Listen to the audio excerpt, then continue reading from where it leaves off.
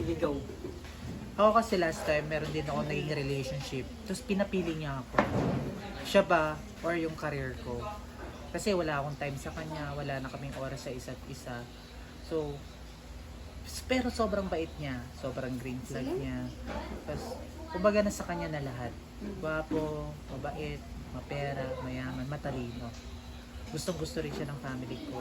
And siya yung first jowa ko na lalaki na nagustuhan ng magulang ko. Anong nangyari?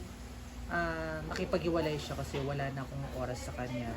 So parang mas may oras pa ako sa ibang bagay kaysa wala na kaming bebe time. Kaya parang umabot sa point na sayo, sige, hiwalay na lang muna tayo.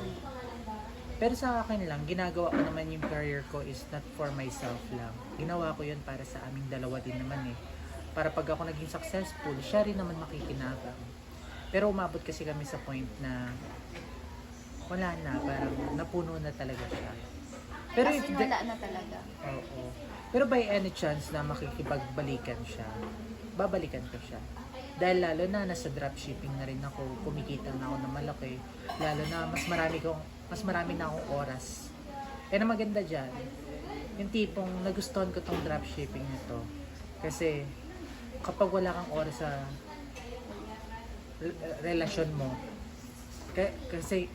kasi kapag wala kang oras sa relasyon mo, the number one reason, maghahanap siya ng iba na maghahanap siya ng iba para makaka-fulfill ng gusto niya. Kaya minsan, like yung iba, naghahanap ng kabit. Kaya sabi ko sa sarili ko, aminado talaga ako na wala akong oras sa kanya before. Pero ngayon, dahil may oras na ako, kumikita ako kahit saan ako pumunta, kahit mag-enjoy ako, gumala ako with my family, kahit nasa ibang bansa ako, kumikita pa rin ako. So, meron na akong oras para may oras na ako sa pagjojowa. Pero kung may chance na magpagbalikan ako, babalikan ko siya. Bakit? Kasi green flag siya. Kumbaga na sa kanya na lahat. Bakit naulit ko daw? Ikakat-kat ko lang yun kasi pinaganda ko lang. So babalikan ko siya. Bakit mo siya balikan? Kasi may green flag na siya, diba? Tama din. Babalikan mo siya. So ngayon, baliktad na. Mas pipiliin ko na siya. Dahil nga, may oras na ako. Because of the dropshipping. Kaya, if you want to know about dropshipping, message me how. Sige na. Edit ko muna, tapos yan ako sa'yo. Kapatay mo na ba? Wala.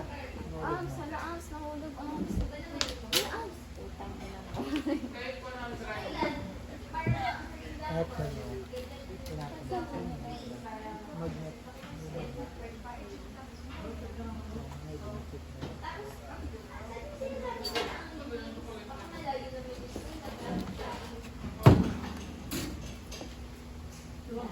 Wala na lang kung gano'n. Ligo up.